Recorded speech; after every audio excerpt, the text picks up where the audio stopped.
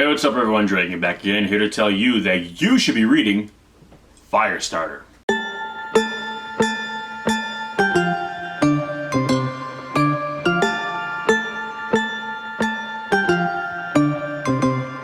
Firestarter is a 1980s novel written by Stephen King and basically follows kind of a father-daughter duo as they kind of are essentially on the run. Early on in the novel, you're seeing how they're basically just kind of trying to hustle their way out of certain situations, realizing right away that there's more to these two characters than meets the eye. There's something extra to them, that they both seem to possess kind of innate mental and or kind of psychic abilities of some sorts. The father seems to be able to kind of basically push people in the sense that he can kind of influence them. He can kind of push his own kind of will and desire to kind of get people to kind of just do things he wants them to do. Not like in like a mind control way where someone becomes like zombified and they just start, no, more or less like you're having a conversation with them and you kind of push it a little bit and they kind of start seeing things your way and kind of want to start, doing things that you want them to do. By the way, if you guys hear any background noises, today is the day where literally everything that can make sound will make sound. Apparently it's a holiday that does that. Construction, dogs, children. Today is sound day. So if you hear stuff in the background, that's why. But his daughter seems to have an ability that is both dangerous, not just for everyone around her, but for her as well, because she herself doesn't really know how to control it. And as the title of the book suggests, she can kind of create fires, or rather, she can start to heat things up till they burn, and if she pushes it too far, she literally will create fire. And therein lies kind of the issue, is that she has this power that she doesn't really understand. She was born with it, but she doesn't really have a sense of control. And most of this book is her learning kind of how to control this ability. And you kind of find out through the course of the story that it was born of a woman who, like her father, had tests done on them to kind of create people with certain abilities, and that this government agency is after them. For the hopes of getting her and controlling her and learning how to use her, and basically kind of the Cold War era. Basically, hey, would it be great if we could have like a secret weapon? A child that looks seemingly innocent who can burn people alive. So, but that's kind of just the grand motif of the story. The heart of it is really about, by our standards today, we might even say it's cliche, but really it's the story of how far a parent will go to protect their child, what lengths in which they will go to see that they are safe. Because to a parent, it doesn't matter if their child is, can create fires with their mind, or is really good at math, or they're fantastic painters, or they have a great singing voice. What makes them unique or special against the status quo is irrelevant to a parent. To a parent, what makes their child special is that it is their child. They love their child. Their child is their child,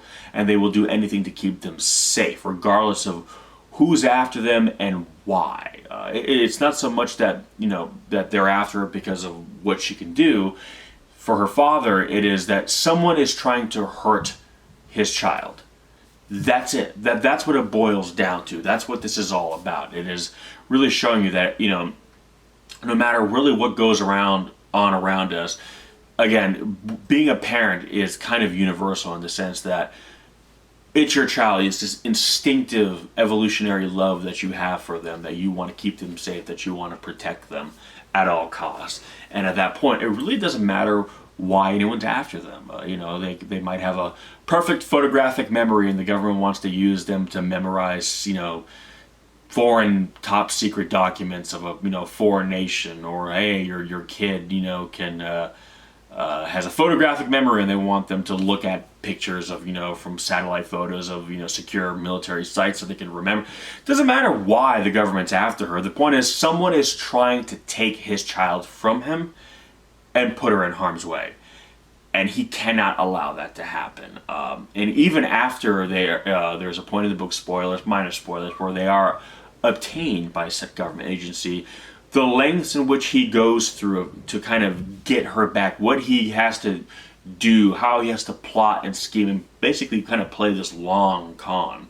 to do it. It shows you that, again, there is no length too extreme for a parent to go through to get their child back. There's nothing they won't do, assuming they're not terrible parents, or to get their kid back and to protect their kid. And the sense of duty and obligation he feels to his child is that he must accomplish the task of keeping her safe by any means, no matter the risk to him or to anybody else. Their child is the only thing that matters, and therefore that, achieving that goal of keeping them safe or getting them back, as it were, becomes the primary objective.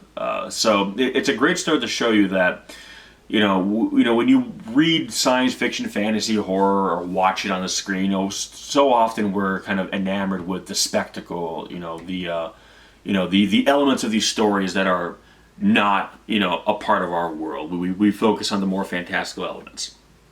That sometimes, a lot of times what makes a great science fiction story, a great thriller, a great horror story, a great fantasy story is that at the root of it, when it's done right, there are people who feel very real, regardless of their circumstance, of what they look like or who they can do. But what's important to them are the things that are important to all of us inherently.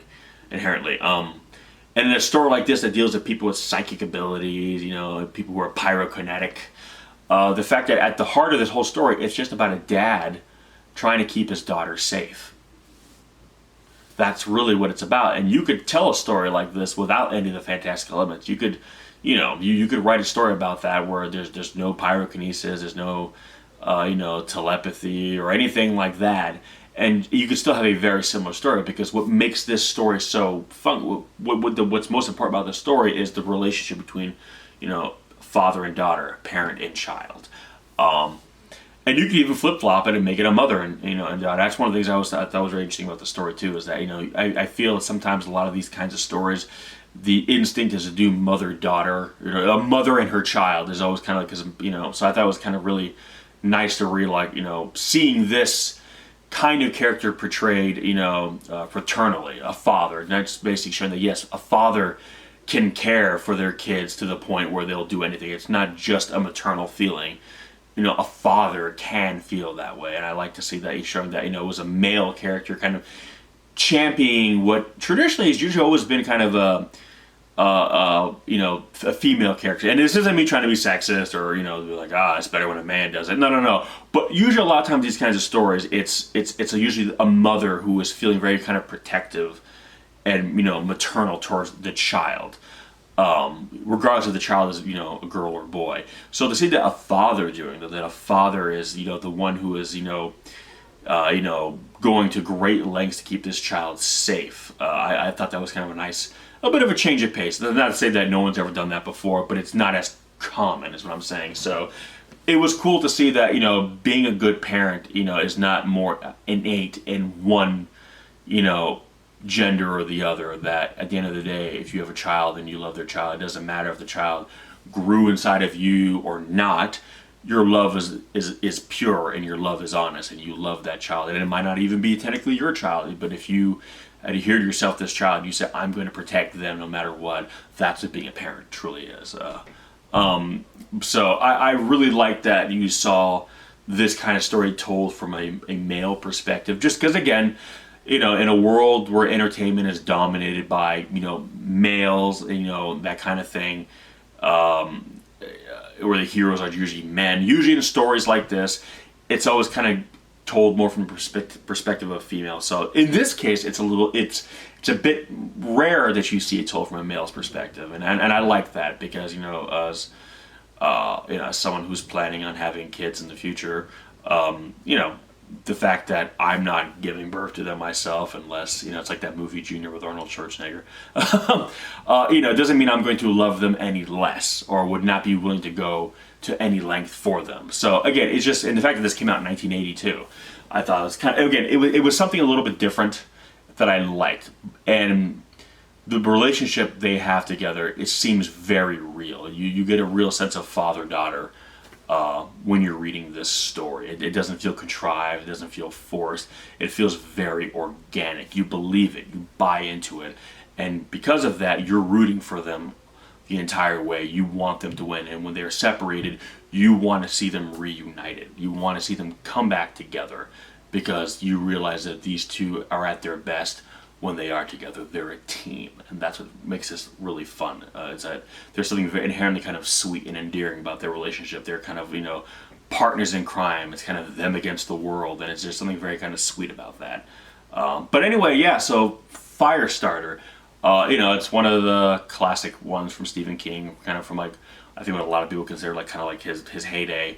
There is a film adaptation. I've seen the film a long time ago, I think. It's been a while, from what I remember, it's more or less seems to follow the book, but again, it's been a long time. But the book really stuck with me. The movie didn't. So in terms of how close the book matches the book, and I don't know. And I've heard different things. People say whether they like it or not. But regardless, the book is definitely worth checking it out. So with that said, Firestarter, have you read it? If so, what did you think? If not, as always, I will put links in the description section below where you can check it out, pick it up, give it a read, come back, give me some of your thoughts, let me know. And as always, I will catch you in the next one. Peace!